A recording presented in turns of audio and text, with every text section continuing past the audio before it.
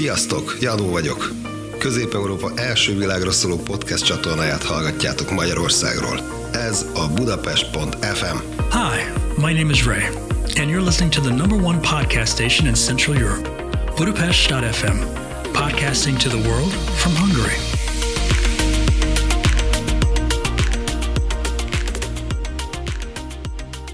I can't see you, Tom, but I can hear you, and your voice is very powerful, and it's conjuring up all sorts of images of the past. What have we been apart for a month now? Feels like a lifetime, but yeah, I guess it's been a month. It's been a month. When did you leave for Croatia? You left about middle of April or beginning of April, no? I left,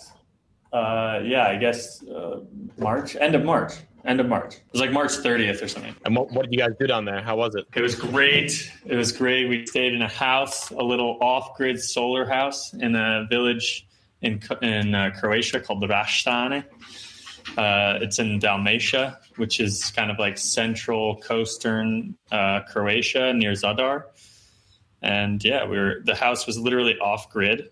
We had water, and we were powered entirely from solar panels. It was a little olive orchard, and yeah, heated by a little wood stove. It was spectacular. That sounds amazing. It was an olive orchard. Were the trees, they have olives on them? Not yet. I think they might be starting to fruit soon. Like they harvest in like late fall, so in November. But yeah, there were no fruits on the trees. It's really cool. I really liked the olive trees. So the one orchard we were in was like 5 to 10 years old. But just like with all trees, olive trees are like really evident how old they are, which I didn't really realize until I was there. But, spending a month there, I started to become a pro in all things Croatian, like olive orchards. And the older olive trees get, like the more they start splitting at the stalk, kind of. And so you can tell, like there are some super old, like 100-year-old olive trees have like 10 different trunks coming out of the same ground. And it's super cool. I never knew that before. 100-year-old olive trees? That might be a little aggressive, but I saw definitely some like 55-year-old olive trees, 55-year-old olive trees. And yeah, there was like 10 different, it looked like 10 trees coming out of once, like Medusa style. That's amazing. Did you have a favorite tree on property? Ooh, good question. No, I did not, but I never really did this. I was telling you in a voice message that you taught me how to pace. I think you taught me the value of pacing. There's Willie. So yeah, you taught me the benefit of pacing and how meditative it can be. And I did pace through the olive orchard like every morning, and I tended to do it in the evenings as well. Just like having a glass of wine and just kind of walking and thinking, and it was just really fun. Really nice companions, these olive trees. Speaking of glass of wine, I got here a leather wine bota. It's called a la bota. I think it's like the boot in Spanish. And it's a leather wineskin, and it's filled with sweet Malaga wine. And you just sort of like give it a little suckle. Don't you squeeze it from like a distance? Yeah, you can. I was doing that before. Let's see it. Let's see the distance. That's pretty small distance there.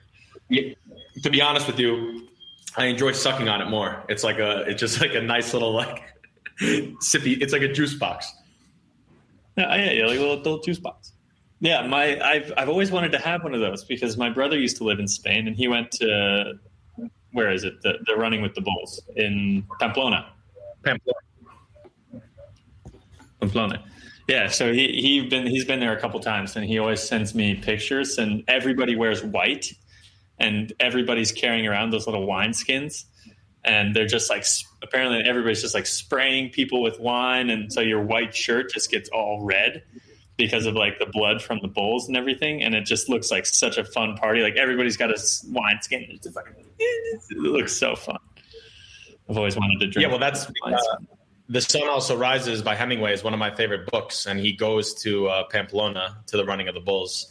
And he talks a lot actually about like the Basque men when he's riding on a bus. They give him the leather wineskin, and he talks about it so romantically, like the fat jets of Valdepeña's wine streaming down the back of his throat. It just sounds very, nice and authentic and whatever, Hemingway's whole Hardo shtick. But yesterday I went to this wine store. It's called the Licoreia Antonio Munez.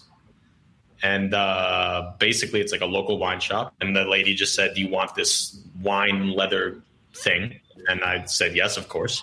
And she communicated this all in Spanish, but somehow or another, the point was made. And she gave me this leather wineskin, and she also wrote out like handwritten instructions on how to use it. Fears that I would improperly treat the wineskin. So anyway. That's hilarious. I was wondering what those instructions were that you were flaunting about on that story.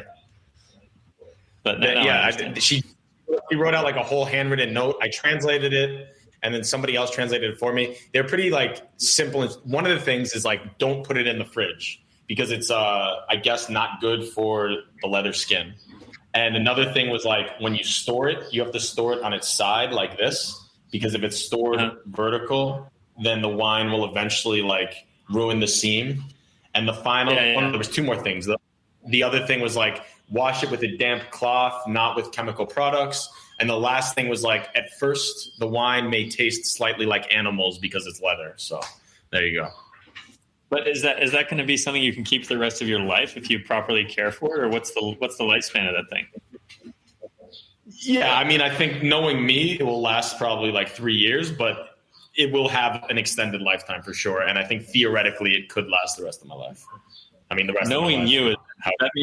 Does that mean its life expectancy is less because it's with you, or more? That means that it's less. I would say that I don't have a good track record of like protecting precious things for an extended period of time. Yeah.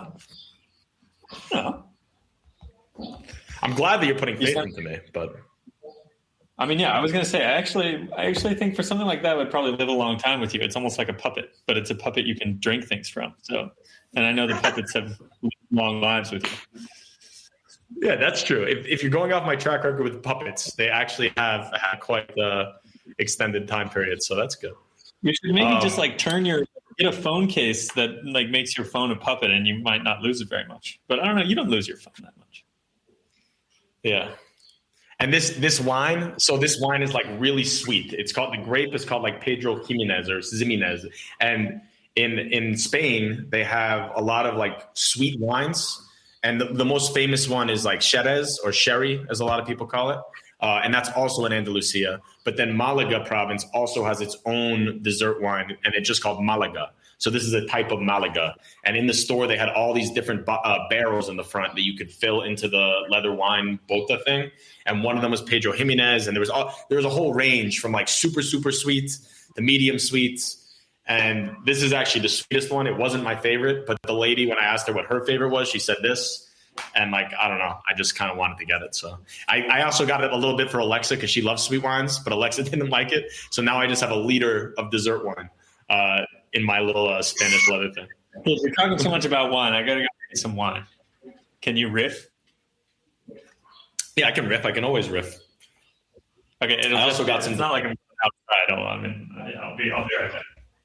Also, I guess it's a good time to say that I'm in Andalusia, in Spain right now, near Malaga, in a little town called the Rincón de la Victoria. And it's in the Malaga province. There's 8 provinces in Andalusia. Andalusia is a very large autonomous community in Spain. In Spain, instead of states, they have these things called autonomous communities. Some of the more famous ones are, of course, places like Catalonia, Valencia, Murcia, and then you have the big one in the middle, like Castilla-La Mancha, León, Navarre, all these sort of historic places. The Basque Country is another historic autonomous community, even the Canary Islands. Actually, I was looking in the Spanish geography the other day, and there's 2 cities on the coast of Morocco in Africa, literally like on the landmass of Morocco, but Spain still holds dominion over them. And those are Ceuta is one, and I think the other one's called like Milena. Did you know that, Tom? That there's 2 cities in Morocco that are under Spanish dominion? Yeah. Like the port town that the ferry arrives to from from southern Spain and Morocco. It's like a Spanish region, and you have to you could go there and then they check your passport like once you cross out of that region. Yeah, so that's like a historic thing, and I've been reading a lot about the history since I've been here about Spain and that strait of water in between the Strait of Gibraltar and the Rock of Gibraltar. And it's just interesting that Spain still to this day has like 2 random little enclave cities on the Moroccan coast. Have you taken that ferry ride? Is that how you know that? Yeah. In high school, I went on a trip to Spain with my Spanish. It's not even my Spanish class. I went when I was a senior in high school, and I stopped taking Spanish when I was, I think, after my freshman year or something. But I was pretty good friends with the Spanish teacher, and she was telling me, like, yeah, we're going to Spain. You should come with us. I was like, okay. I just joined the trip, and it was pretty fun. It was like 14 days on a tour bus with a bunch of high schoolers from like 6 different high schools around America. And I had already been to Spain like 3 or 4 times to visit my brother who lived there. So it was really fun. It was almost like I did it backwards. Like I did the very touristy version of Spain after I already knew it pretty well. And it was still like completely worth it, actually. I would suggest anybody to do a trip like that. Nice. That sounds great. What kind of wine are you drinking there? This is a Chardonnay from a Vesak winery. I believe it's some kind of bird. It's Croatian.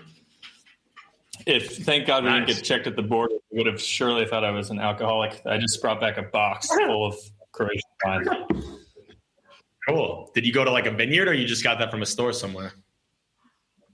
No, just pick this up from a store. There's a ton of Croatia. I don't really know what it is, but like it's similar to Hungary. Like Croatian wine game is so strong.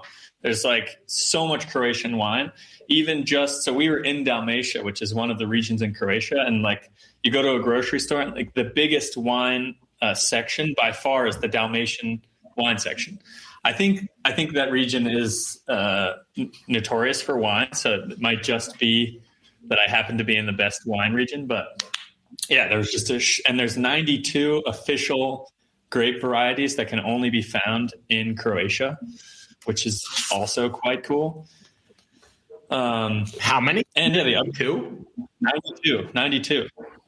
Like that's grapes insane. that are only grown in Croatia. I feel like that's something that you kind of learn as you get, further into the world of viticulture and wine, is like every region is actually a wine region. I mean, obviously at a certain temperature point, whether it's in the northern direction because of frost or in the southern direction because of humidity, most grapes do not do well. But even in like Vermont, where we went to school, I got this email from Middlebury the other day, and it was like one of Vermont's best wineries. The lady was doing some talk for the students or something.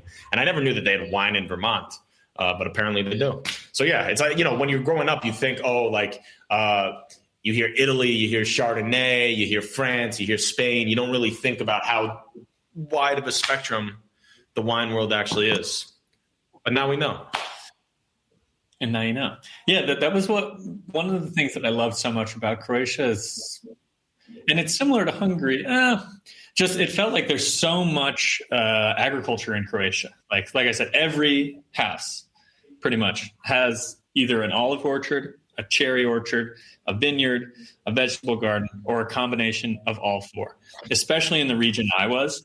It's just crazy, it's all pretty diverse, because I'm from Iowa, or where I'm from in Iowa, it's like there's a shit ton of agriculture, but it's exclusively corn and soybeans. And it's just like, it's beautiful in its own way, because it's like a crop ocean and you can just see forever, and like so little changes. And it's fascinating in the same way the ocean is, I say. But the variety in Croatia and the amount of agriculture is impressive. That's nice. I'm going to move this table slightly. I have a nice... I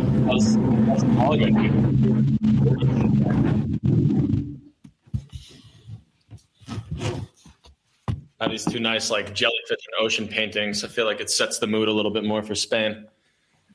Oh, yeah. So how is your house in Malaga? I've been seeing you've been swimming quite a bit. Yeah, our house is great. It's like a 2-minute walk from the beach. So I go swimming twice a day, at least. Usually in the morning. How do you like these shades? Oh, pretty sick, pretty loud, pretty blue. pretty pretty loud, pretty obnoxious. Usually in the morning, I wake up and I go for a nice run along the beach, and there's like a little tower on top of a hill, and that's sort of my end point. I go along the boardwalk where all the restaurants and bars and chiringuitos are. The chiringuitos are like the Spanish beach bars. And so usually I'll run up to the tower, and then on the way back, I invented this thing called like the chiringuito sprinting challenge. And I sprint from chiringuito to chiringuito, and then I walk, catch my breath, usually like on the verge of passing out by the end. And then I run into the sea. No. It's just like my mark point. They're fairly equidistant from each other on the beach. So I should do that one day of the other type of chiringuito challenge where you just have a beer at each one. But that's sort of the opposite goal and intention. And you have to sprint. You have to chug the beer and to each one. That sounds like a really good idea, actually. I mean, it's been great being here for fitness. I've gotten in so much better running shape because I'm going running every day. And then I usually strip down almost to nudity. I keep on my underwear. And then I run into the Mediterranean Sea. And it's freezing cold, but it's so refreshing. And somehow I'm like the only one in all of Spain who's been swimming. Because I think for the Spanish, they kind of think of this period of the year as like, yeah, it's warm, but it's not really summer. It's not really beach season. It's not really time to swim. But for me, I don't know. I love it. I just love going, even in the middle of the day, instead of taking a siesta, I prefer to like go wake myself up by running into the sea because it's just so refreshing and revitalizing, and it just makes you feel healthy. That's all I got to say about the sea. And also I know now that it's not the ocean, because for the first like week here, I was exclusively saying, I'm going to the ocean. I'm going to the ocean. I'm going to the ocean. And I was corrected several times. So we're on the same page, dude. I was going to bring this up when you talked about the Straits of Gibraltar. No, is it the Bering? Whatever. I think it is the ocean. I mean, it's not because of semantics, but I don't know. I have problems with not calling it the ocean. No, but that's a little bit different because that's literally the point where the ocean meets the sea. So that's a little bit different. I know. Okay, but let me ask you this. Is that what you're saying? That because the ocean floods in through that point, then this is the ocean as well? Yeah. I mean, I would say, I'm swimming in the ocean. Like, it's a saltwater thing, but okay, it's the sea. I understand. It's just hard to imagine because it's so vast. It's so much water that actually the fact that the Mediterranean Sea and the Atlantic Ocean is separated by such a small channel, respectively to how big the bodies of water are, it actually has like a significant change to like everything. Like it's actually a different, I don't know, like ecosystem in the Mediterranean Sea than it is in the Atlantic Ocean. Like they're very different. And on this topic, do you know which ocean is higher, the Pacific or the Atlantic Ocean? Which ocean is higher? Or if they're the same level. Like, how would you measure the height of the ocean? Are you going to the ocean floor or from like where it starts? That's kind of a good question. The fact is that one of them is higher than the other one. Like there's more water on one side. Like they're not at the same level. Or like the Panama Canal, for example. The Pacific Ocean is higher. The Pacific Ocean is higher. I think you're right. But like at the Panama Canal, like it slowly like when you go from the Pacific to the Atlantic Ocean or vice versa, like you're slowly changing the height of your boat. I think it's like 5 centimeters. Like it's not that big, but it just goes to show that even though they are connected physically, like the Pacific and Atlantic Ocean, there is a significant difference. Like it just shows how much water is moving. So if there's more water in the Pacific Ocean, like just means there's a shit ton of water like flowing downhill into the Atlantic Ocean somewhere. It's crazy. Okay. I buy it. And speaking of seas, the Black Sea, what do you think about the Black Sea? I don't know much about it. And to be honest, it always scares me. I mean, the fact that it's called the Black Sea, it's what do you call it? It's ominous. Or in Why is it called the Black Sea? Fekete Tenger. I don't know. I assume that it's very black and foreboding in places when they name these things. I mean, it seems like they used to just be a little bit lazy with naming stuff. and also not that accurate. Like the Red Sea in Egypt, maybe parts of it are red. I don't know. That might be a bad example, but they always like they take just like colors and they say this is the Black Sea, this is the Red Sea. But the Black Sea, the real reason I was asking, I was hoping that you would pick up on my scent here, but we're going to be in striking distance of the Black Sea in 2 weeks' time when we're in the Republic, or I don't know if it's a republic, but the country of Georgia together. Hell yes. I did pick up on your scent, but I wanted to see if you had something more planned about the Black Sea. But yes, Georgia, Republic of Georgia. We'll be there in 32 days, if I believe I'm correct. And I can't wait. I'm not even sure that the Black Sea is necessarily a destination for us. I mean, there's so much to see in that fine country. Who knows if we make it that far west? That's one of the things that I wanted to talk to you about today, actually, because now is a good time as any, is for this trip. Like, we're going to go to Tbilisi in the capital, and then there's a whole marvelous, miraculous country of Georgia over a 2-week period for our forced quarantine slot.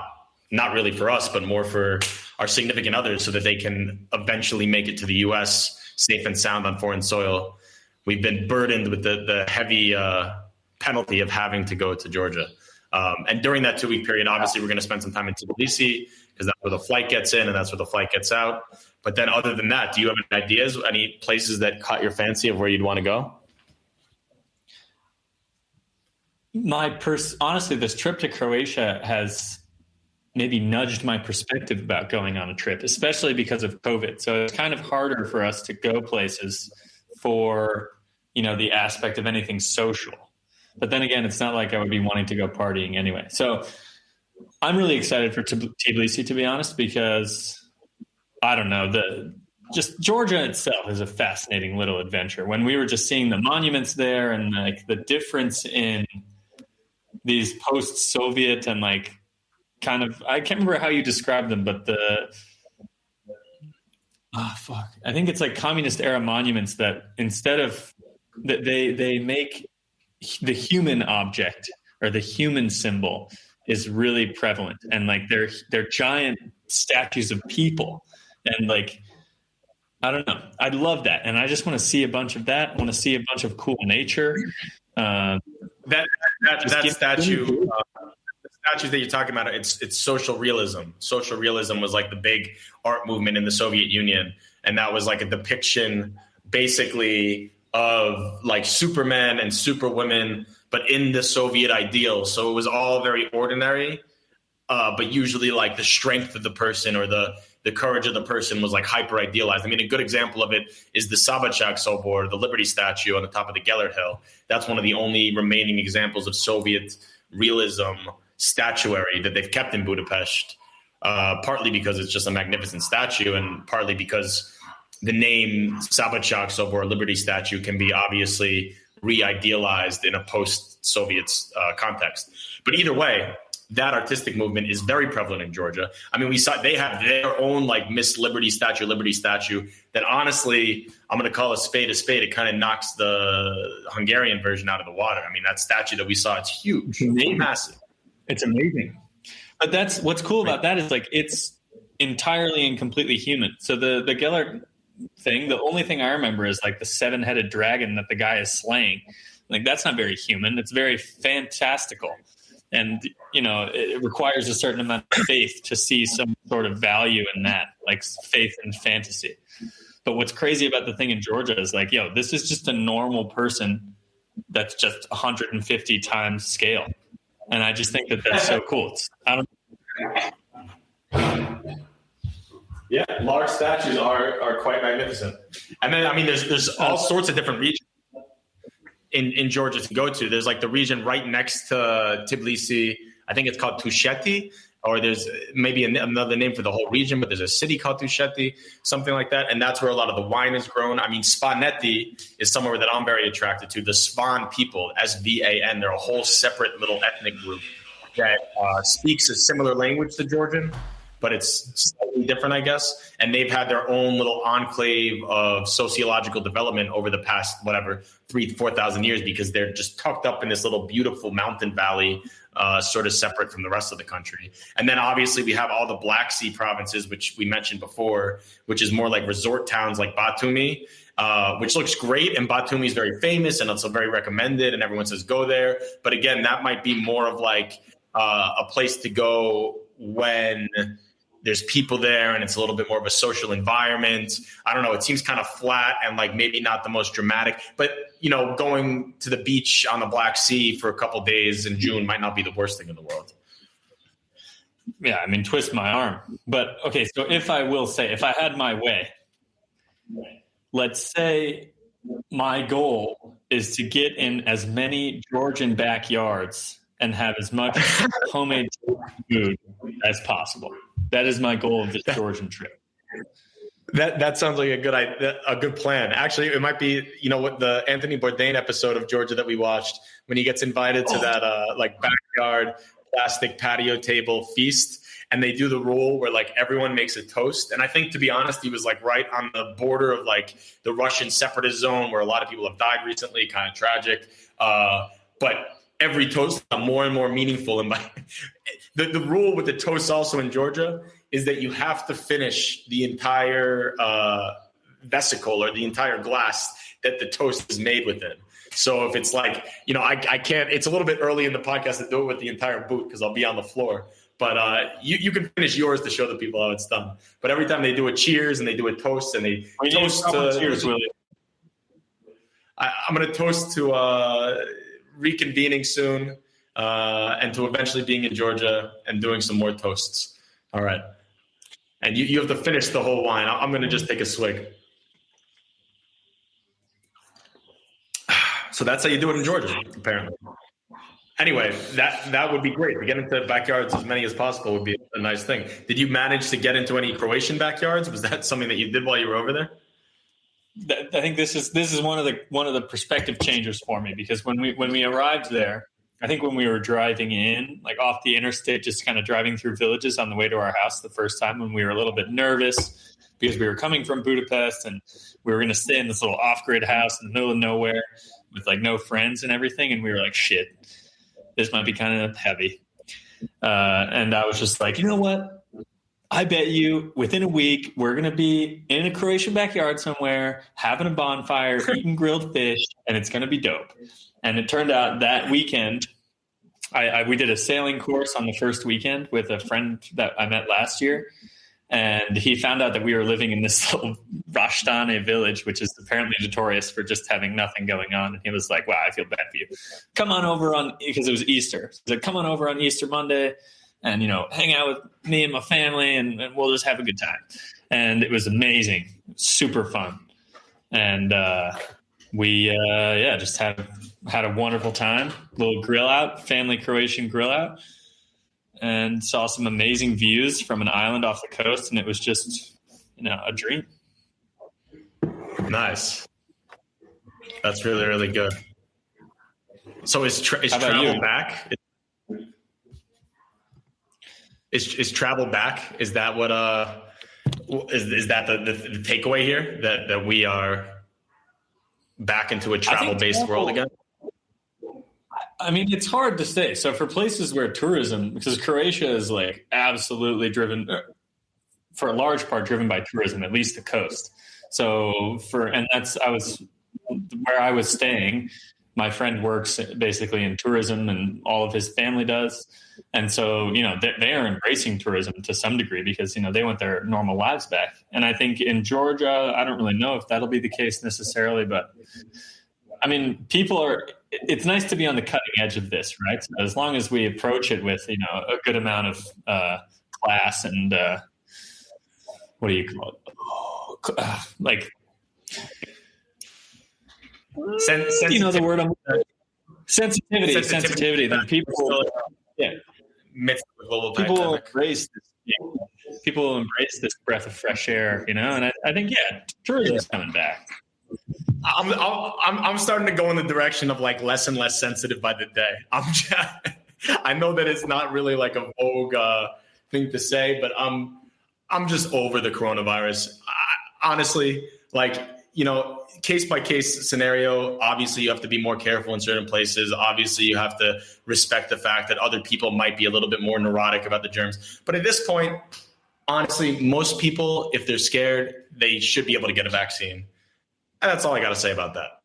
I'm not going to really be notice why I said military. What's up? Notice why I said backyards. If we're outside, yeah. I know, but just in general, I'm just like proclaiming that coronavirus is over. I mean, I don't live in New Delhi or Bombay in India, where apparently it's running rampant, and I know that the numbers are still like slightly concerning. But I'm just going to go out there on a limb and just proclaim that the pandemic has been defeated. Hey, there's places for everybody in the world. I love it. We need some optimism out there. Yeah.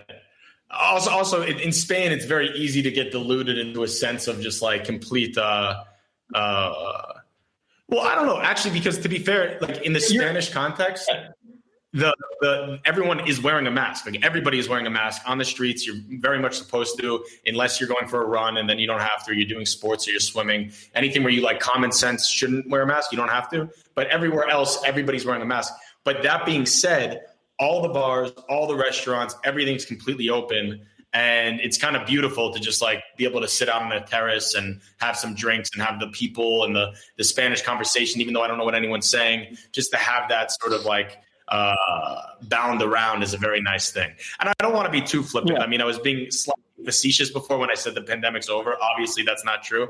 But I'm also sort of getting to this mood now where like the summer is reclaiming my soul again. And I think Hungary went through a very, very difficult period immediately before I left, and it's just starting to poke its head out of the clouds now. And so it was kind of like, I don't know, it was a nice sort of relief to be in a context where the per capita death rate wasn't the highest in the world for once. Sure, for sure. I would say that the nature of things, the nature of life is changing a bit. And that's all I meant by like being sensitive and being aware of this. So like, I don't foresee, I don't foresee myself in a big closed club, partying like shoulder to shoulder with other people like I was, a year and a half ago today. And yeah, I mean, while you're in Spain, you're living a different like tourism experience than you would have in other times. Like you're staying in one house for a month and you're staying in the region you are, and you're hanging out with your friends, and yeah, you're going to bars, but you're mostly outside. There's a difference to the way we're approaching life now. And I think in some ways it's probably good. And I hope that some of these aspects like stay for good, hopefully. Well, you just made mention that I'm in the same region. Actually, though, because we're in a city, it's called the Rincón de la Victoria. Rincón de la Victoria. It's like a long name, and it's right next to Malaga. Right next to Malaga. It's like the city adjacent to Malaga. And Malaga is a big city, big historic city on the coast, beautiful city. Went there for the first time the other day. And Malaga is also the name of the province that we're in. The region, as I mentioned before, the autonomous community is Andalusia. And then Rincón de la Victoria, our city, is in Malaga province. It's one of 8 provinces in Andalusia. Another province in Andalusia, for example, would be Granada, which is also a city. But that's also the name of the province. There's also Jaén. There's Cordoba, which is also a city. Anyway, there's 8 of those provinces. And where I was trying to get to with this is that until yesterday, you were not allowed to travel between the provinces. You had to stay within your own province. And within the province, most things were open and you could kind of live life as you wanted to, but you couldn't go to Granada. You couldn't go to Jaén. You couldn't go to Sevilla. And this is not, by the way, a Spanish rule. This is a Andalusia rule. Because the autonomous communities like Andalusia, they have a lot of autonomy, as is in the name. And they sort of so there's a general Spanish state of emergency that's ending May 9th. But within Andalusia, they had their own special restrictions. And one of them was that you couldn't go outward from the province. Anyways, breaking news, as of yesterday, that rule is put. Starting tomorrow, you can travel province to province. And tomorrow, I will be heading to Granada to stay in the Hotel Washington Irving beneath the Alhambra. It looks like a beautiful 5-star hotel. that is on like a massive, massive sale because there's like not a tourist within 300 miles of Granada right now. So I'm very happy to reap the benefits of that. Dude, that sounds so incredible. Can we plan some sort of like synchronizing experience? I don't know. Maybe I need to read some of that, and maybe you can read some of it on a video call while you're in that, because I've told you this before, but the Alhambra by far and away is the most enjoyable like monument experience I've ever had. And I've been there 3 times, I think. And it's just, each time it's so beautiful. I don't really know what it is about it. It's just such an awesome place to go walk through. Yeah, I've heard that from you, and I've heard that from pretty much everyone that's ever been there. And I've only been to the Alhambra in my dreams. I've been reading this book, rereading this book, which I found on my first time in Spain, called Tales of the Alhambra. And it's by Washington Irving. I can't point when the thing's backwards. It's by Washington Irving, another New Yorker, 19th century New Yorker, named after George Washington. Kind of a ridiculous move, actually. His parents just named him after George Washington Irving. Pretty funny, but he stayed in the Alhambra in the 19th century while he was researching about the conquest of Granada, and he was researching the life of Christopher Columbus, because it's kind of funny, but not really funny, but just kind of coincidental, ironic. Christopher Columbus, he sailed the ocean blue in 1492, and 1492 was also the year that Ferdinand and Isabella finally reconquered Granada, which was like the last holdout kingdom of the Moors being the Islamic conquerors of Spain who had ruled in Andalusia for 700 years, since the year 711. 1492, they conquered Granada, and Columbus came to beg for their patronage in the city of Granada, in the Alhambra. Columbus said, Ferdinand, Isabella, give me money. Let me go discover the new world. At first they said no. Columbus held his head in his hands and made his way out of Granada. And while he was on the way out, dejected, going to look for another sovereign to patronize his voyage, Isabella sent a rider. He came out and said, Columbus, come back. We're going to give you the money. Long story short, America was founded later that year. Wow. That is fascinating. Never knew that. So wait, how does it connect? So Irving was there. How does it connect to 1492? He went there to write a book about the conquest of Granada, which happened in 1492, and also to write a book about, his main intention actually was to write a book about Christopher Columbus's life. He was researching about Christopher Columbus's life because Washington Irving was very interested about like the American origin stories and all this stuff. And while he was researching, he got invited to stay within the Alhambra Palace for like 6 months, and he lived there in the decadent, decaying palace. And he just like wrote this romantic book called Tales of the Alhambra, because he found about all these legends and all these stories and all these beautiful like Moorish myths, and just he wrote this like really like magical book. He also ended up writing more stories about Spain. One is called, I think, The Chronicle of the Conquest of Granada, which is all about the lead up to this big clash of 1492. And he also wrote, which I'm reading now, tales about the founding of Spain, when the Moors came, or not the founding of Spain, the original conquest of Spain, when the Moors came over from Africa in the year 711 and subjugated the entire Visigothic Christian kingdom that was beforehand Spain. So are these nonfiction books? I thought Washington Irving was more of like a novel writer. Is this kind of that's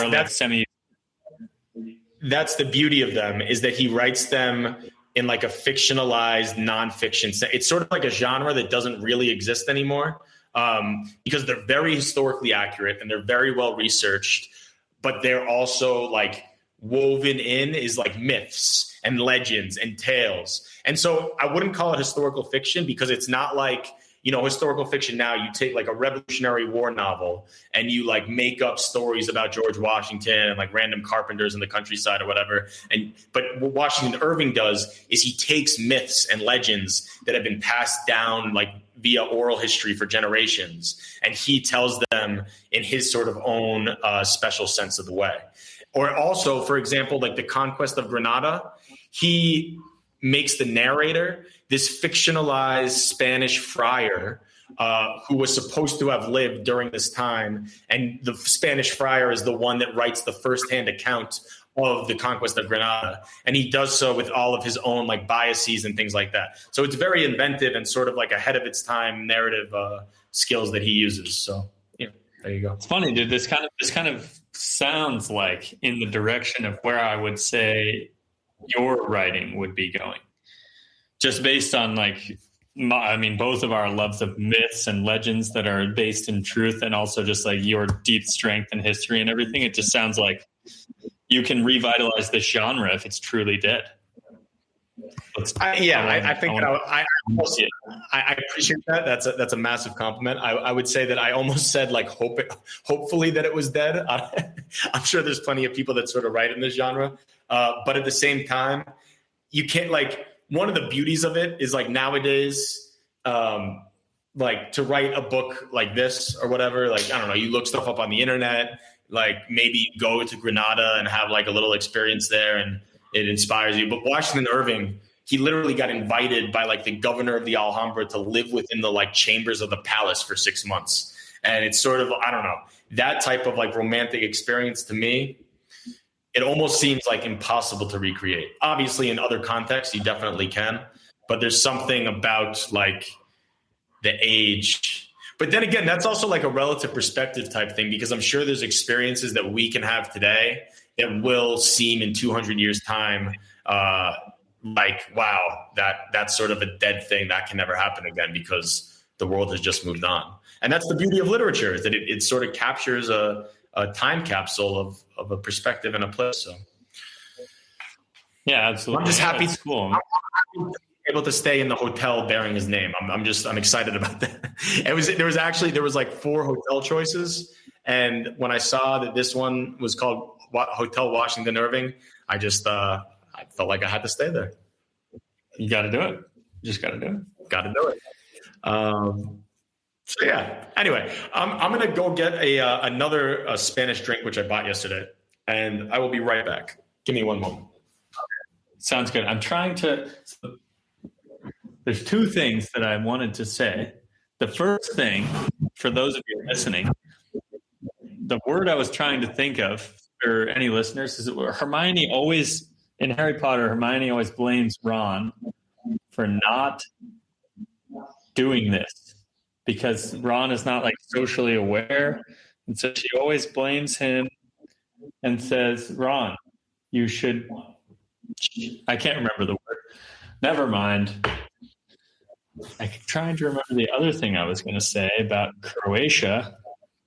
When Willie comes back, we will cover another topic about Andalusia, which is a book called The Alchemist by a guy, an artist, an author that I cannot remember the name of for the life of me, Paulo Coelho.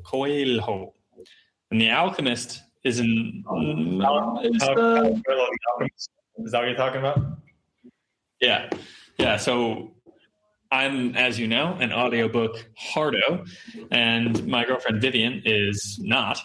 But I love audiobooks, particularly on car rides, because it's one of the best ways to drop into a focused, meditative state while driving that just makes time fly away if you can get interested in a book. Because unlike music, in my opinion, audiobooks can get you into this focused state that just makes time just zip right on by. So I love to listen to audiobooks on car rides, and I convinced Vivian to start this book, The Alchemist, because it's like relatively short. It's only 4 hours, and it's a fun little story, relatively simple prose, but a very fun experience. And I didn't really remember the details of the book that well, but it was based in Andalusia. And when I learned that, I was like, wow, we are in some kind of sync with life right now, because you and I had been talking a lot and all this stuff, and you were in Andalusia, and it just felt connected to you. And I wanted to talk to you a little bit about this book. Have you read The Alchemist?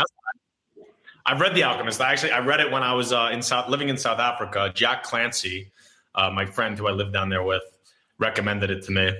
And when I read it, to be honest with you, I loved it. I thought it was really transformative, like story almost. And like embarrassingly enough, I remember when I finished it, I like Oh my God. I might have been hungover or in some sort of damaged mental state, but I went downstairs to the bathroom and I think I cried at the end of it. And I really thought that it was like an inspirational story. Now, subsequently, Alexa has like mercilessly made fun of me for that, and has also opened my eyes to the fact that, well, I kind of knew this at the time. I mean, The Alchemist, like it's sort of one of those like soft core, like pop culturally feel good books where you're kind of like an asshole if you hate it, but you're also like maybe a little bit naive if you like just believe in it. But I also don't really know why. I just feel like that's sort of the general sense that I get of other people's feelings about it. Yeah, I get that. I get that with this book. And like, sure, I support it and I understand where people are coming from because it takes so many liberties and it's just like so fucking, I don't know, meta for the sake of being meta and all. You can poke all these holes in it easily. But I mean, just like with everything, to some extent, just like take what's useful and take what's fun about it and just embrace it for what it is. Like, yeah, I'm not going to like let it define my understanding of life or anything like that. But I don't know, the central point of like realizing your personal legend or whatever. Yeah. I don't know. I support that. I support this idea. I think, like, it's also one of those things. It's been so enormously successful that obviously people are going to look for, like, if it wasn't successful, no one would like ever say something bad about it. It would just be a book. But because it's been so successful and meaningful to people, then there's a place to like poke holes in it. And I like, it obviously does paint a little bit of like maybe a false perception of the world, like where everything just happens and it's like magical and you go up. But then again, like that's a message that some people need to hear. So and also I will remember that the original edition of The Alchemist that I read, my favorite book, like little like Easter egg of all time. It's not really an Easter egg, but on the back of the book cover, there was all these like reviews and they were all by celebrities. I think one was like maybe by the Queen, maybe not the Queen, but someone of that stature. One was by a famous actress. Maybe it was like, I don't know, Kate Blanchett. And then the last one was Will Smith. And Will Smith, like they were all, you know, in a book review, you see, oh, this is a great example of writing. This is a wonderful story, transform. Usually it's like a little bit of a spiel. And Will Smith's book review was just one of my favorite books, Will Smith. I just love that. I don't know why. And no, I got this stuff yesterday. It's called Anise Makakiko or something. And it's anise. Anise is like, do you know anise? I love anise, dude. Rocky, like the Turkish anise drink. And also maybe it's just like generally Middle Eastern, but Rocky's awesome. And Spanish apparently, because the Spanish, they always have this like out old men coffee, kind of a classic thing you see on a table. This one is 55%. 55%. I was gonna say with that cup, Willie, I think we're gonna see Drunk Willie today. Well, Drunk Willie also has engaged. What's that? I mean, with pastis, and I think with Rocky as well, you mix it with water. Yeah, it turns it white, but, you know, I'm just going to drink it straight. Well, enjoy. It's good. The lady at the store, she told me that the Spanish old men and old women, they have this when they wake up at 7 a.m. A little bit of water down the gullet, maybe with a little bit of coffee. That's another thing you traditionally see on these drinks with, like in an Italian restaurant. The Italian restaurant that I used to work with, one of six, half a dozen of the other. The old men, after the meal, they would have a coffee with like an anise and like 3 coffee beans inside the anise glass. So that's a traditional thing. But the lady told me that the old Spanish men and women literally wake up and they drink this in the morning. So it sounds to me a little bit like Spanish palinka. Sounds like it. I wish I had some palinka to spiritually join you. Yeah, I love anise. I love these kinds of drinks. What is it about like being in a foreign place that you just, I feel like it's such a false You're awesome. sense of romanticism, but I just feel like I'm drinking like the lifeblood of the country when I drink the wine or I drink the anise or the palenka. It just makes me feel like I'm in the place. I don't know. So to me, I think that it's useful to create these like processes for yourself because, I mean, if you think about it, technically you are. I mean, that was produced in Spain. It's consumed largely in Spain. And so, if you squint your eyes, you can imagine that you are like experiencing Spain when you drink that. And you can when you taste it, you can taste the taste to some place in Spain and just make it seem like it's enhancing your ability to travel through the region. And they're just the same thing with the alchemists. People who could easily and strongly argue against that validity. But at the same time, why not? I mean, it's a beautiful way to travel and it's like a great way to like immerse yourself into a country and one of the best ways. Why not? Yeah. I think also like wine and liquor is like a little bit better than beer in a way. But the first week and a half I was here, I was just like sitting on the patio, kind of adjusting to life down here. And I would just start to drink beers at maybe like 12:33, slightly afternoon, just to keep things somewhat civil. And it was nice for the week, but at the end of it, I was just like, I really like, this is not a way to live habitually. As relaxing as it is, I just have this sense like after I finish my run, and like to be fair, a lot of the runs I'm working super hard and like it almost feels like I just got to the end of like a torturous experience that then fills me with endorphins and it feels good. And I just have this sense of, okay, now I can do whatever I want. I can drink beer. I can eat shitty food. It's almost like a 3 steps forward, 1 step back type of thing, where maybe it's like a little bit better to just like take a couple steps forward every day and no steps back. But what are you going to do? But it doesn't have to be. I mean, even like moderation is a flexible word, right? I mean, you can pound. I mean, I'll be careful with what I say here, but depending on how you approach it, like if you can, sometimes I get in a frenzy when I'm drinking like a bottle of wine. Like I can drink a bottle of wine and just be in a creative frenzy and like actually do some really impressive shit. And sometimes I can just be like, no, I can't drink wine. I have to try and be productive. And then I just like do nothing and I end up being more upset with myself than I was before. And so it doesn't like the steps forward and backward to me aren't associated with what you're ingesting or anything like that. It's just like what vibe you've caught. And sometimes, a bottle of wine helps you catch a vibe.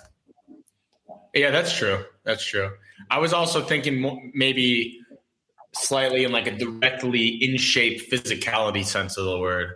But honestly, it's just been so nice here. Like I've gone running every single day, except maybe one. And that just is like, for me in Budapest, I was not on that schedule. So that's a nice feeling. Yeah. But I think you can still be in and drink a lot. Yeah, for sure. For sure. That's true. You're right. Yeah. Salud. There's a really cool, in college, I was in an indigenous peoples class, which is like just the research of all the indigenous people in the Americas. And, I wrote my final paper on the Tarahumara, which are the running people in central Mexico in the Copper Canyon. It's like the second biggest canyon in the world after the Grand Canyon. And it's like this crazy story of these indigenous people where running is a huge part of their culture and life. And they're these crazy long distance runners. And they party like crazy. It's like this insane group of people. They have this crazy competition where it's like 2 tribes compete with each other, and like 10 members of each tribe are on a team, and each team has a small wooden ball, and they run like 100 miles, and they have to bring the ball from one point to the other point. It's like from one tribe village to the other, super far. And they like train for this all year round, and they have one of these competitions every year. And they just apparently every night they just like run a lot. And then every night they just drink this crazy like corn distilled liquor and like smoke tobacco and just like go crazy. And then to me, it's kind of emulates what I'm saying. It's like work hard, play hard kind of thing, and like catch the vibe and all that stuff. Like and they're shit. Like they kill everybody. The Born to Run is a book. And it's a story of a guy who takes members of these tribes to traditional Western like running competitions, and they just annihilate the records by like hours. And these people who are, crazy. They go to this race called the Leadville 100, which is a race in Colorado, and it's run at an incredibly high altitude. It's like higher than Denver, so like above a mile over sea level. And it's a 100-mile race in the mountains with like crazy elevation change. And he brings these native people from the Copper Canyon, which is like almost at sea level, and like flies them in. And 2 days later, they run this race, and they don't even wear shoes. There's 5 of them there. And the first 4 finishers in the race are 4 of the people from this tribe. And the only reason the 5th guy didn't finish is because he hurt his foot or something and he couldn't finish at all. But the first 2 beat the previous record by 2 hours. And it's like I don't know. They finished in like 18 hours or something. So like annihilated the record. It's crazy, crazy story. And the moral of the story is they drink like crazy. That's a great story. I also, to slightly shift gears here, I watched the Joe Rogan podcast this morning, and I've been like a little bit disappointed with his recent podcast. Since he moved to Texas and like switched over to Spotify, I don't know. I've tried to be fair about it. A lot of people were just like being haters because like, oh, he moved to Spotify, he sold out. But really, I haven't loved his podcast as much as before, just because of the guests haven't been as good.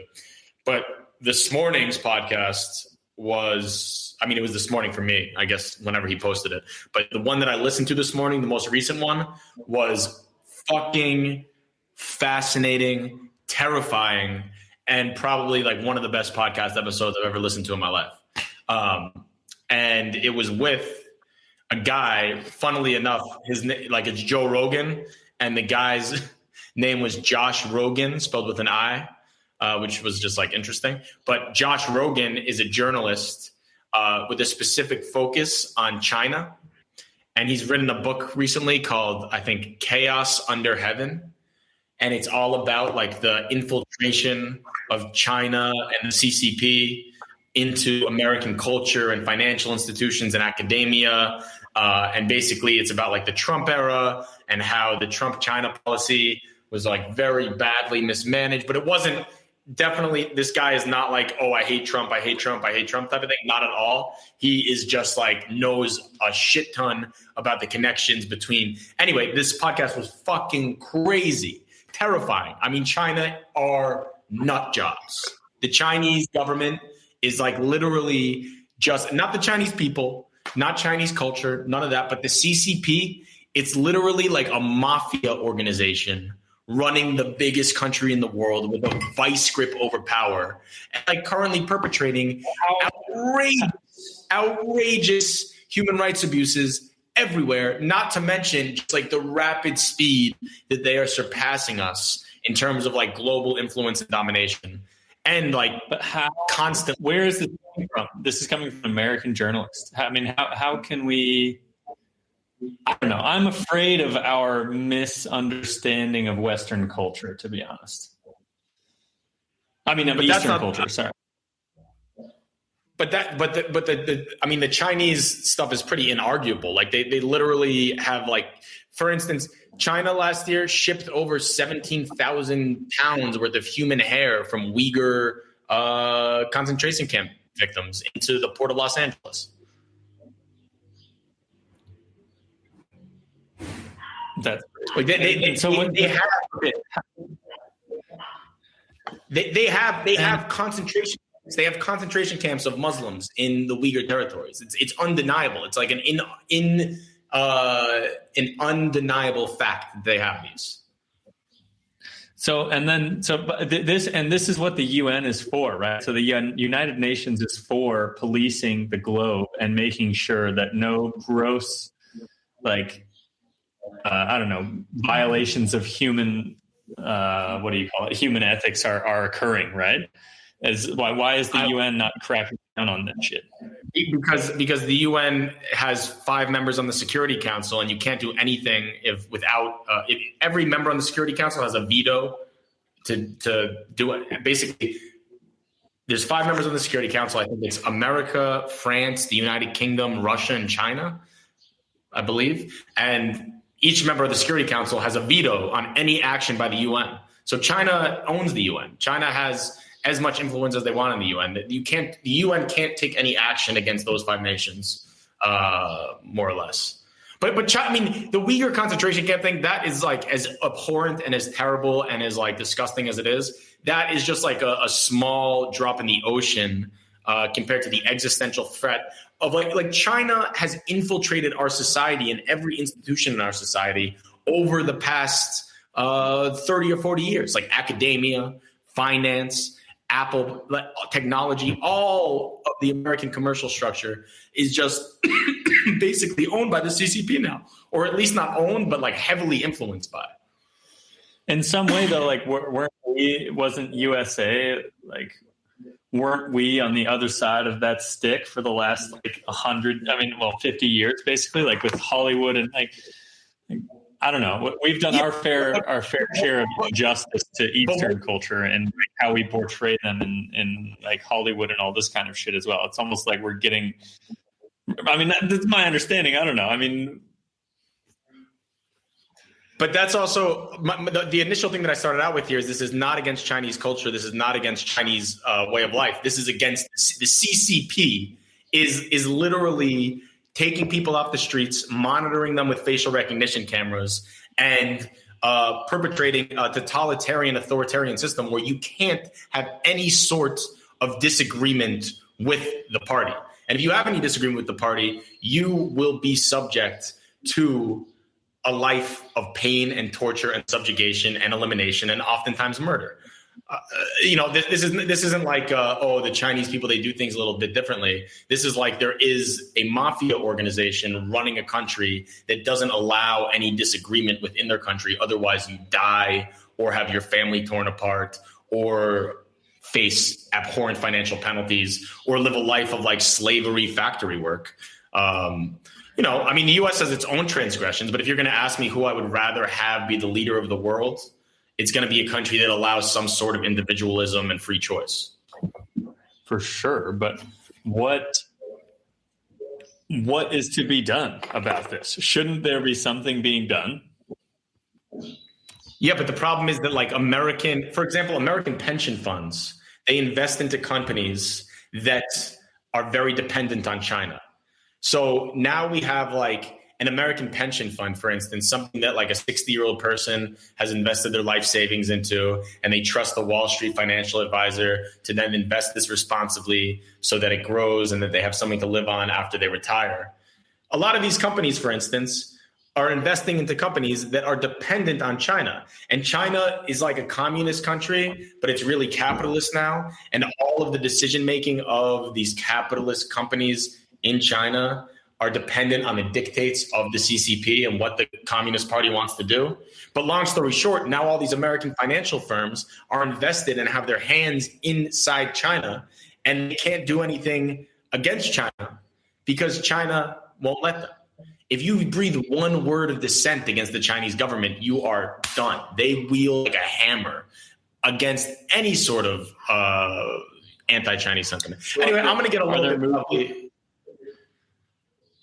Yeah, you might get attacked. Are there movements to like move funds out of these companies? I mean, what the fuck? I don't know, dude. You're freaking me out. What is the course of action? Listen to this podcast.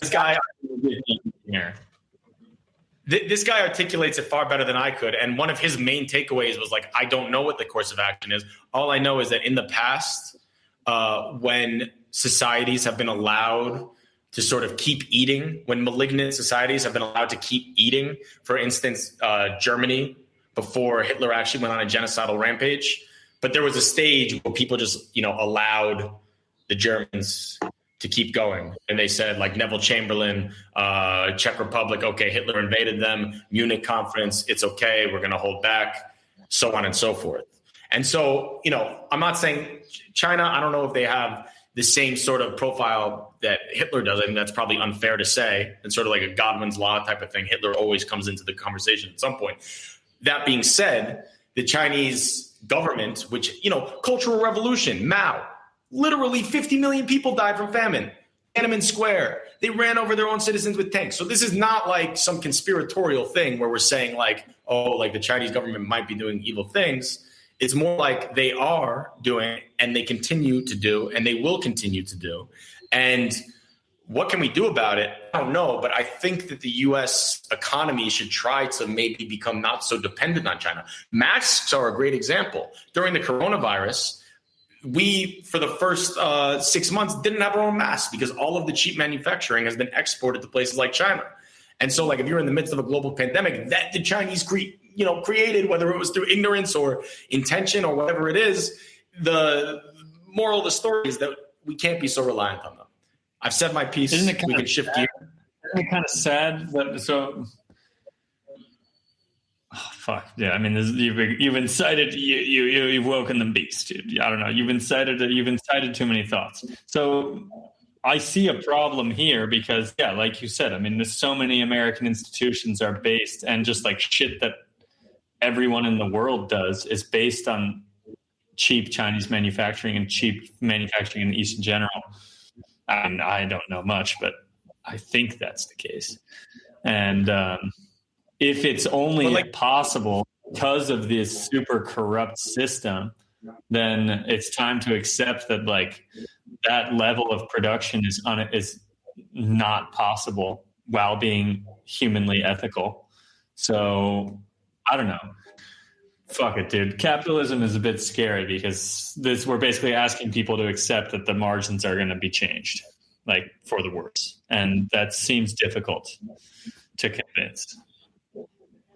Capitalism. What do you mean? What do you mean the margins? But China's not really a capitalist society. They have like a sort of crony oligarchic communist capitalism. I wouldn't say that they're capitalist. They are very much in our system of capitalism, like you say. So like so many American industries have parts of China in their supply chain, basically. And like the reason things cost the way they do is because they can outsource things and like reduce I don't know what I'm saying, but yeah, maybe we can, move more production outside of China. I don't know. We're getting into like waters I'm unfamiliar with. Yeah, no, it's fine. The main point was like, listen to this podcast. It's very interesting. Joe Rogan podcast. And he's very, he puts things very well. But anyway, shifting gears to less terrifying subjects. I don't know. What's it like to be back in Hungary? Really set myself up for failure, let's say, because I don't know. We went to Croatia for several reasons, but one big one is just to experience what it's like to not live in a city. Yeah, I know we didn't need to go to Croatia, but hey, why not go to the sea? We wanted to spend an extended period of time living outside of the city and see if we really enjoyed, the fact that you're separated from instant interaction with other people, and you're much more solitary and all this kind of stuff. And it ended up being something we really enjoyed. And I could wake up in the morning, walk outside, pace through the olive orchard for the first 30 minutes of the day and just feel relatively fulfilled. And then came back to Hungary and shablam, stuck in a fucking stuck in a large apartment because I'm fortunate. Just stuck there for like 4 or 5 days and just couldn't go for a run, and just kind of solidified this fact that, okay, maybe city life is not for me. And so, yeah, being back in Hungary is great. We went for lunch today. But I think we will be not living in the city in months to come, hopefully. Yeah, well, that's good. Yeah, I don't really think that I want to live in the midst of a city. I want to be in touching distance of a city. I would like to have a nice peripheral location to a big city, but not necessarily in the throng. For instance, even like where I am now, it's definitely not a big city, but I still, it's like a slightly urban environment. It's definitely not rural, but being by the beach alone is like enough to just like energize the soul. So I think it's also like Budapest is like my favorite city in the world in some respects, but at the same time, one of like the points against it, I guess, is like, yeah, like you are in a city and like the air quality is just not as good. Like my runs here along the beach, I feel like I have an iron lung. Although that would mean that I probably had tuberculosis. I'm on like the verge of death. But that being said, I feel like I have a lot more lung capacity and can just run for miles. Whereas in Budapest, I was wheezing and huffing and puffing. Being an asthmatic, that's the main reason. It's not that I'm like terribly out of shape, but the air quality in Budapest definitely triggers a little bit more of an asthmatic reaction in me. So, particulate matter, dude. Particulate. There's a lot of cars. So a lot of cars. Yeah. Access to, a little space, have a little garden, tend to little plants. I mean, I could have fucking potted plants. I know all this shit. But I don't know, man. Too many people around. I can see so many windows. There's so many lives around me. Like just right now, there's like, I can see 50 lives across the street. And I don't know. That has that has something to the subconscious. I don't know what it does. But I'm feeling strange. Anyway, so like in terms of plans, like I'm going to be back in Budapest May 15th, and then we're going to Georgia. June 1st? Yep. Yeah, June 1st. 2 weeks in Georgia, and then we're heading back to America for around 3 months. Are you going back to America also? We're going back for about a month. I'm going to see my whole family in Iowa on the farm, and then at the moment, we're just staying in Iowa for a month, but we might tool around the U.S. a little bit to see what opportunities there are. And then we'll come back to, it's flexible, but like at the moment, we're coming back to Hungary. Maybe we'll like get rid of this apartment and get a house outside the city. If we found a pretty epic spot, if you want to come back to Hungary, but I think that we're kind of at different stages. You're more ready to like branch out and explore, but I'll definitely be working for Prezi for the next 6 months to a year because of the spot of the company, working for a presentation company in the middle of a pandemic that sent everybody online, leaves you in a pretty poised position for some positive growth. So that's what I'm anticipating. Good. Sounds great. Sounds very, very great. Yeah. So after the U.S., back in Hungary, and then maybe touring around Europe for a little while. And yeah, like maybe staying a month here, staying a month there. You sound like you're pretty interested in the world of like, what you were saying, you had an opportunity to buy a house in Croatia? Yeah. There's a bigger idea surrounding that whole project. And there's a pretty cool opportunity to buy a nice little cottage with a small olive cherry orchard in Croatia, just across the street from where we were staying. And I'm intrigued by the idea because I've been looking for some more diverse investment opportunities. And this certainly offers an interesting plan that I've had in my mind for some years, but I have never realized to such an extent that I have when I was faced with this opportunity. But we'll see. It needs more thought and more thorough planning to really go forward with buying a house in Croatia. What's the idea though? I'm more interested in the idea than the house. So the idea is, let's call it, to make the name confusing, let's call it a summer house. The idea is called a summer house. And I've always had this dream of not really living in one place, but just like not having one big house that I live at, but having, let's say, 4 smaller properties in different parts of the globe. And just living a semi-nomadic lifestyle, moving from place to place throughout the year. 3 places here, or 3 months here, three months there. That would be beautiful. But to own 4 properties where 8 months of the year, or I can't do math, 9 months of the year they are not lived in, is a challenging prospect. So the idea is to sort of build a system with like-minded people who want to live a semi-nomadic lifestyle like this and basically share the price. I know this kind of already exists with like timeshares and everything, but I don't know. The idea is a bit broader and a bit more complicated. I would need some visuals to explain. No, it sounds, you explained me the idea the other day, and I was thinking about it a lot, and it sounds very interesting. I don't think it's necessarily anything groundbreaking. It's more like if you were going to do this, it would be like the places that you would pick and the type of involvement and engagement that you would want to have, where it might not necessarily even be like people that are buying 50% of the house, but maybe they're staying there in exchange for putting some sort of effort into the house. Or like if you had, you were mentioning that you wanted to have some sort of organic farming or food production built alongside of that. Okay. And that could be cool.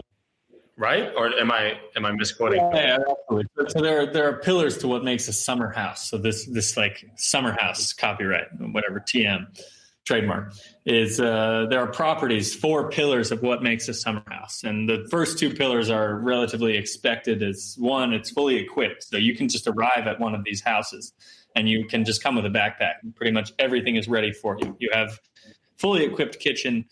You've got bikes in the shed. You've got a fully equipped workshop where you can start projects immediately. And, you've got a good workspace, all this kind of stuff. It's fully equipped.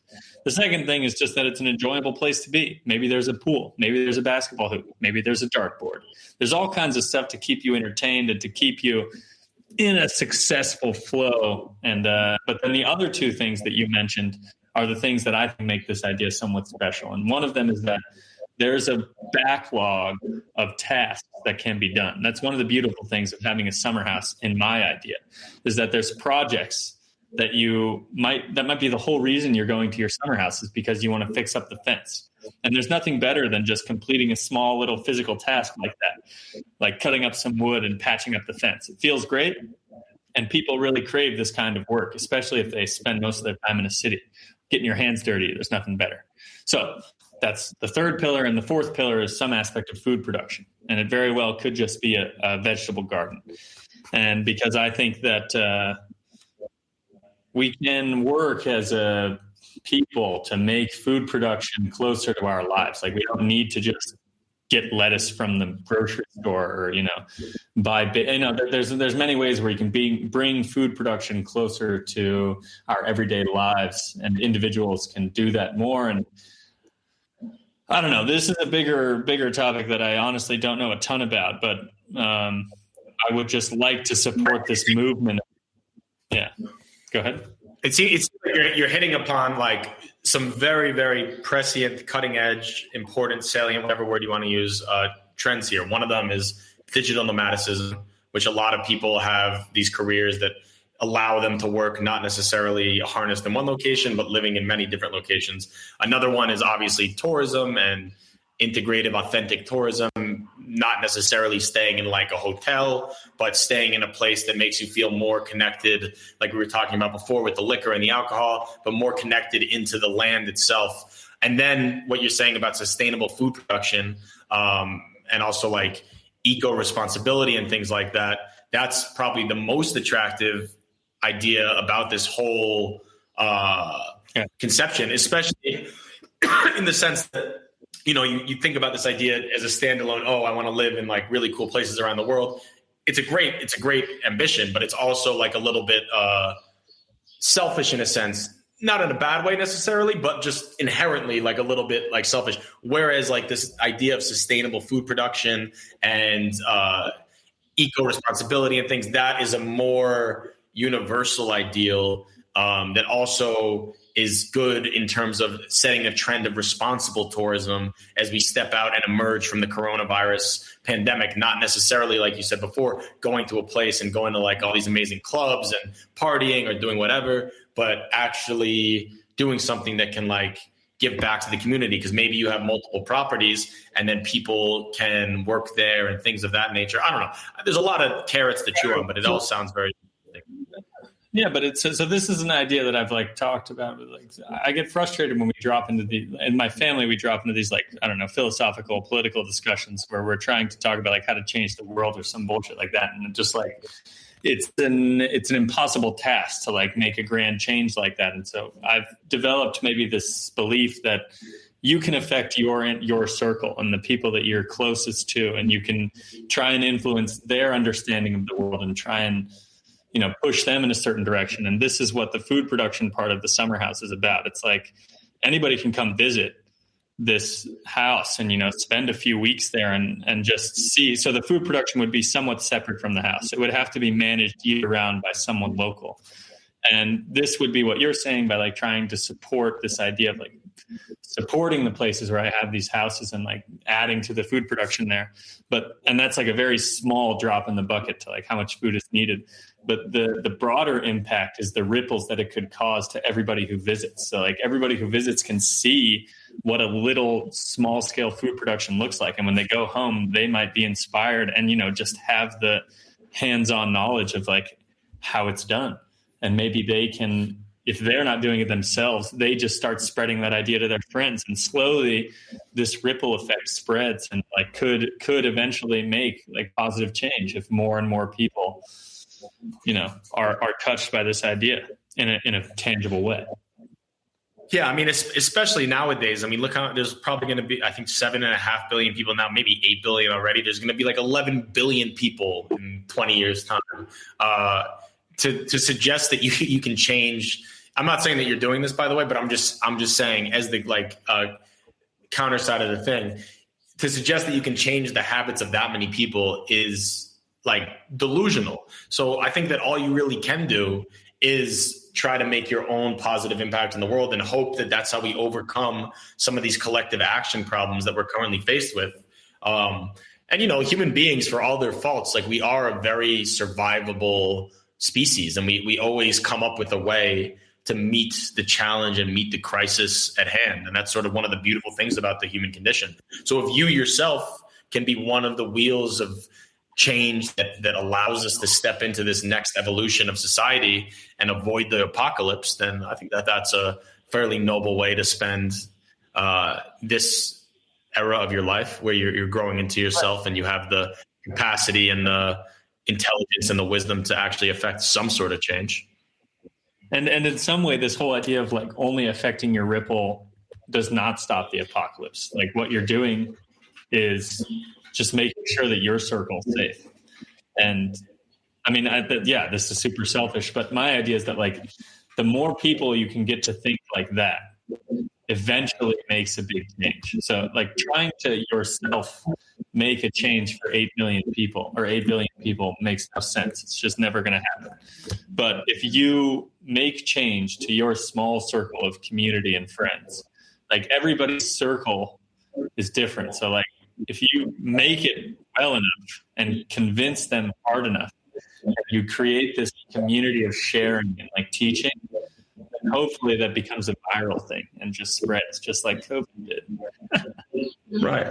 I think an important caveat is to not limit the circle to, you know, your conception of the circle doesn't necessarily have to be the friends that you've already made or even friends. It can also just be like, if this idea did come to fruition and you were talking about these potential houses in different regions of the world, your circle would come to include the communities that the houses were involved with, and hopefully making a positive change in the communities. Yeah, that would be the foundational aspect of it. Obviously, yeah, I'm completely. I think the idea is great. I think it's something that you should definitely continue to flesh out and be energized by. Why the name Summer House? That's one question that I have for you. First one, that it's so not set in stone and it's so confusing to use that name. So please suggest another name, because it's like not really reflective at all. But right now it's the best name that I've got. I think Summer House is like a nice name for maybe something else. To me, it seems like almost a little bit too like jovial. Like it's almost too. Absolutely. It misses the like social responsibility or sustainability, or it misses that side of the equation. Hub. I've been using Hub. I've been wanting to use Hub. I don't know. We can go into a naming ceremony, over some shrooms later, but for now. Oh, that sounds good. Okay, let's do that. I like where your head's at. And perhaps a property in the portfolio lays in wait in the mountainous regions of Georgia. There we go, and that's another reason we're headed there. I need to start scoping some properties. Actually, that might be educating our route. Also, in order to afford all of these potential properties, I've been very interested in finally stepping my toes into the cryptocurrency waters, because the friend of Alexa that lives here, Kata and Mickey, they're a Hungarian couple, and that's the reason that we came to Andalusia in the first place. And Mickey he works for a company that's involved with cryptocurrency, and he also is like a cryptocurrency just like expert. But he's just been showing me like the most preposterous things in the world over the past few weeks. Where like yesterday I was walked through this whole thing on his phone where he has this multiple currency wallet thing. I don't understand anything, to be honest with you. Little bits and bobs I'm picking up as we go. But like he literally was last night like trading like bananas on this thing called like Monkey Coin. And he like approved some sort of smart contract, and it was all decentralized, yada, yada, yada. The whole thing was just wild. I'm watching like bananas on like a little video game become literal currency, like this and that. And then like this whole NFT thing, I think we talked about this in one of our first episodes, or if not in the episode before and after. But now you have all these digital artworks that are like verified as unique, and they're selling for thousands and thousands of dollars. Anyway, I feel like the crypto anarchy is already here, and I do have a little bit of FOMO. I'm not going to lie. I have a little bit of FOMO. I mean, at this point, I mean, it's just like having cash. I mean, I don't know. I don't see the like giant cash gain, the giant like growth in money you're going to get to getting involved with crypto right now, because now obviously it's vogue and everybody knows about it. So like, I don't know. I mean, I don't know.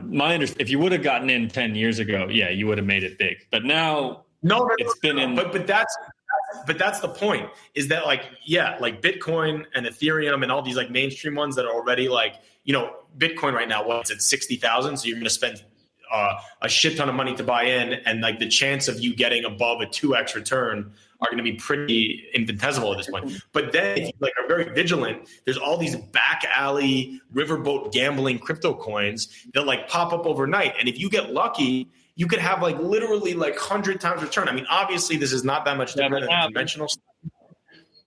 But there's just gambling. I mean, now it's the same as casino. Like the whole point, but that you can get into that's what I mean by like, if you want to turn some of your, like in my opinion, the best game now is if you have some cash, just like buy some crypto. Like you don't need to buy a whole Bitcoin. You can like, that's the whole attraction of cryptocurrency is it's infinitesimally divisible. Like you can divide a Bitcoin as many times as you want. It's just math. So you can buy 1 cent of a Bitcoin if you want. It doesn't matter. So just buy some crypto now if you want. But maybe in 20 years. I'm not interested in Bitcoin. I'm interested in Mickey's banana and eucalyptus farms that are like these random like Telegram channels, and there's all the whole thing just seems like black magic made up. I don't understand how it actually translated into money. And there's like forks, and Ethereum, there's Binance, Ethereum, this thing, that thing. It's like you could spend an infinite amount of time. As I understand these like new coins and these coin releases and all this shit, it's the same as going to the casino and putting it all on red. Like it's pretty hard to predict anything about what's going to happen there. But something you mentioned that is really cool that's powered by crypto is smart contracts.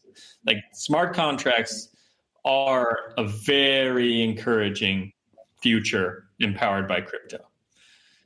Because I don't know, do you know what the principle of a smart contract is? Kind of. I mean, I know that it like is unfraudable, basically, right? Yeah, basically. So it's like it's a contract. Like if both individuals of a smart contract sign the agreement, the money goes in escrow. So the money is basically tied to the smart contract until the contract is satisfied. So if I hire you to clean my apartment, let's say, we could draw up a smart contract that is like, okay, I would here love are to have the the honor. I would love to have the honor to be contracted to clean your apartment. right. And so if we somehow, this one's a little bit hard because cleaning the apartment is not necessarily like a black and white thing. But if we find a way to like programmatically decide the acceptance criteria of cleaning my apartment. So if we can figure out like what is decidable if my apartment is clean or not, and then the deal can start. So we can both sign the contract and I will put the money in the smart contract. So let's say I agree to pay you $100 if these criteria are met. Then the money is there for you. As soon as we both sign the contract, the money is yours if you satisfy the criteria. And like, that's not up to me. It's up to the criteria that we agree on. And if you satisfy them, you will get the money. And nobody can stop that. It's powered by math and by just rules. Like no middleman can stand in between you and your money. You just have to do the task. And that's what's cool about smart contracts. What if a terrorist blows up the server that the smart contract is run on? They can't. They would have to blow up every single computer in the world. That's what's cool about like this is decentralized. This is what the decentralized chain is. Like the smart contract exists on everybody's computer that uses Bitcoin. If we're paying with whatever we're paying on, the contract. That's the reason why it's so enforcing is everybody who uses the thing enforces that this contract exists. They say, okay, I agree. You started this contract. This money has to go to that person if these criteria are satisfied. And as soon as they're satisfied, and that's what's beautiful about it. Like it's like the exchange is facilitated by trustful computers. All right. Well, you trust the computers. I don't know if all of us do. Yeah, I think that you're in cahoots with them. You're working in cahoots to accelerate singularity. Hey, that's true. That's true. We talked about this on day one. You're the guy on the ship that is situating himself very well for the New World Order. Wait, I thought that was the cartographer. Who was I on the pirate ship? You're the cartographer. I'm sorry, I misquoted. Maybe I was thinking of another guy. Wait, did we decide who you were? Did we decide who you were on the pirate ship? I'm the guy that's been chained up into the dungeon, and he's just groveling in the corner. Give me a couple. We bring you out to please. sing songs. When everybody's drunk enough, we bring you out to sing songs on deck. I hop around on my peg leg. I'm a peg-legged pirate with a parrot on my shoulder. Exactly. All right. Well, we've been doing this now for an hour and a half at least. Do you have any abiding thoughts or final questions? I don't know. I mean, like, I think I'm looking forward to what we can create in the months to come, to be honest. Like, I want to think about what we can do in Georgia, and maybe if there's something we can do in the US, I would love to see you in Iowa if that fly lands on the table, if that's a saying.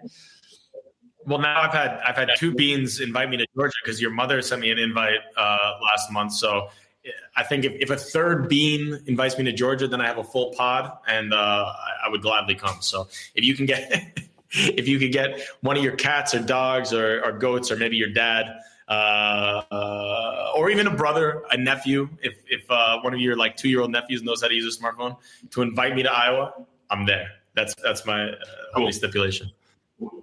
I can do a family-wide invite in a few months' time, or in 1 month's time. But in all seriousness, yes, I would love to come. I think Alexa would love to come also, and we need to see the bean compound and the bean machine and the llamas up close and in person to really get a greater sense for who you are and where you come from. Right, and very much, by the way, the summer house, whatever that idea is going to be called, Iowa is going to be the primary test ground for that whole thing, because I have been wanting to work on building and all this kind of stuff in Iowa, and I want to create a part of our ranch in Iowa as a testing ground for this whole idea. Start creating things, and it would be fun for you to be there, and it can help, like, I don't know, help me understand the process in my attempt to explain it and all that. Yeah, but that sounds great. And that's also, that parlays back to like what the main thing that main advice that I think I would give to you is that you're on your way to doing this anyway. So I'm just saying, like, the first step is to have a case study that like proves that this is an idea that you're actually interested in, that will work the way you think, and also just to learn from your mistakes. But you need to just go and do one. It's nice to have the whole structure. And that's also, like, I'm a big picture thinker. I don't know how you would categorize yourself, but oftentimes I'm thankful to like have an immediate task to work on or someone to push me in that direction, because I think sometimes you get like attracted to the big scope, which you need, but then the only way that you can actually get there is to have execution in like a smaller study. So yeah, it sounds like it would be a great case study. It's a good point. I like it. Yeah, let's agree to another something like this in the next few weeks, let's say. Yeah. Well, also, I'll be back in Hungary. Now is April 28th, so I guess we still got a couple weeks. May 15th. But yeah, let's try to do another chat for sure. If not next week, the week after would be great by me. And I'll have some more adventures to share from Spain, because, like I said, we're going to Granada tomorrow, and I'm absolutely tantalized by this prospect. I've really been reading a lot the past 2 days, especially. It was rainy here. I was kind of locked in the house all day, and the Moorish history is crazy. I mean, that was another thing that you said, which was kind of a fair point, is that we have like a misunderstanding of Eastern cultures, and that also goes for Islamic cultures, especially Islamic cultures. Because you look at the Moors, they came over to like a Europe that, again, this is a little bit of an ignorant misunderstanding also, because after the Roman Empire falls middle of the 5th century, 460s or so. And then you have this like so-called dark period in Europe. But that's a little bit of a misnomer, because it wasn't fully dark. I mean, like the Visigothic kingdom in Spain, although rudimentary compared to the pomp and the circumstance of like mid-Augustan Rome, was still a kingdom in its own right, with like buildings and architecture and some sort of science and innovation. That being said, in the 700s, when the Visigoths ruled Spain, you had this Arab empire and the Moors and the Caliphate, which had just sort of been invigorated over the past 2 or 3 centuries by the coming to light of the Prophet Muhammad. And now you have this fervent culture that's spread across this whole cradle of civilization, whether you're talking about Baghdad and Iraq, which used to be a beautiful, flowering, tropical, climactic city and not the barren dust bowl that it is today, all across the north of Africa, and then spreading into Spain. And these people, the Moors and the Arabs and the Muslims, they were the ones that had the science. They were the ones that had the math. They were the ones that had the medical innovation. And they were the ones that had the poetry, the literature, the art, and the architectural beauty. And without the Muslims coming into Spain during the 8th century, the 9th century, we would have lost a lot of the ancient Roman tradition that was then passed down into medieval Europe through the Renaissance and to today. So that's what I'll leave you on, and that's what I'm sort of excited to explore over the coming weeks here. And as always, thank you, Tom, for adding your insight and challenging me and making me think differently about things. I appreciate that. That last monologue, just I need to hear more. I'm so excited. Thank you, Willie. As always, much love. And that's been another episode of Talking with Willie. And now the cool theme song comes on.